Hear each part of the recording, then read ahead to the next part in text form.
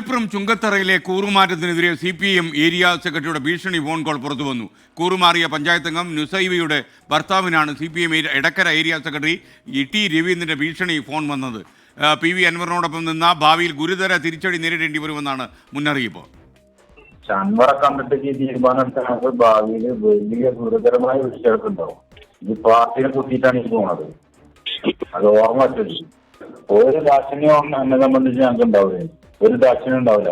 ഈ പാർട്ടീനെ പുറത്ത് കുത്തി പോവുകയാണെങ്കിൽ നമുക്ക് നോക്കാം. ഇത് അൻവറിന്റെ പിന്നാലല്ലേ, ഇത് അൻവറിനായിട്ട് നടന്നോ? അൻവർ എന്താന്ന് എനിക്കറിയാം എന്താ അൻവർ എന്നുള്ളത്. ഓന്റെ കാര്യത്തിന് വേണ്ടി മാത്രം നിൽക്കുന്ന ആളാണ്. പക്ഷെ എന്നെ സംബന്ധിച്ച് അനക്ക് വലിയ ഗുരുതരമായ പ്രശ്നങ്ങൾ ഉണ്ടാകാൻ പോവുകയാണ്. ഇത്രയാണ് ഞങ്ങൾ പറയാറുള്ളൂ. UDF ഇതാക്കിക്കോ, നമുക്ക് പ്രശ്നമൊന്നുമില്ല. പക്ഷെ എന്നെ സംബന്ധിച്ച് ഒരു ദാക്ഷിണ്യം ഇതുമായി ബന്ധപ്പെട്ട് അനക്കും എന്റെ കുടുംബത്തിനും ഉണ്ടാവില്ല. അത് കരുതിയല്ലിരുന്നത്. ശരിക്കും പാർട്ടി മാറുന്ന കാലത്തിൽ എങ്ങനെയൊക്കെയാണ് ആളുകളോട് സംസാരിക്കേണ്ടതെന്നൊക്കെ ഈ നേതൃതലത്തിലുള്ളവരെങ്കിലും ബോധവൽക്കരിക്കേണ്ടത് ആവശ്യമാണെന്ന് തോന്നുന്നു. വിപിൻ സി വിജയൻ ടെലിഫോണിൽ ചേരുന്നു. വിപിൻ, പറയൂ, എടക്കര ഏരിയ സെക്രട്ടറിയുടെ ഡയലോഗിൻ്റെ ശക്തി.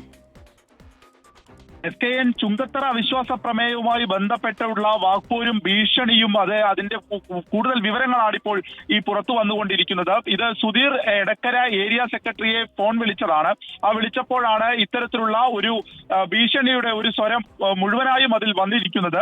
പ്രധാനമായും പറയുന്നത് PV അൻവറിനൊപ്പമാണ് എന്നുള്ളത് കൊണ്ട് തന്നെ പാർട്ടിയെ പുറകിൽ നിന്ന് കുത്തിയിട്ടാണ് ഈ പോകുന്നത്. കാരണം CPMന്റെ അവിടുത്തെ അംഗമായിരുന്നു നുസൈബയുടെ ഭർത്താവ് സുധീറാണ് ഈ സംസാരിക്കുന്നത്. സുധീർ അവിടുത്തെ തൃണമൂൽ കോൺഗ്രസിന്റെ നിലമ്പൂരിലെ പ്രാദേശിക നേതാവ് കൂടിയാണ്. അപ്പോൾ അൻവറിനൊപ്പമാണല്ലോ. അതുകൊണ്ട് തന്നെ ഇനി ഗുരുതരമായിട്ടുള്ള പ്രശ്നങ്ങൾ നേരിടേണ്ടി വരും. ഒരു ദയാദാക്ഷിണ്യവും ആ കാര്യങ്ങളിൽ ഉണ്ടാകില്ല.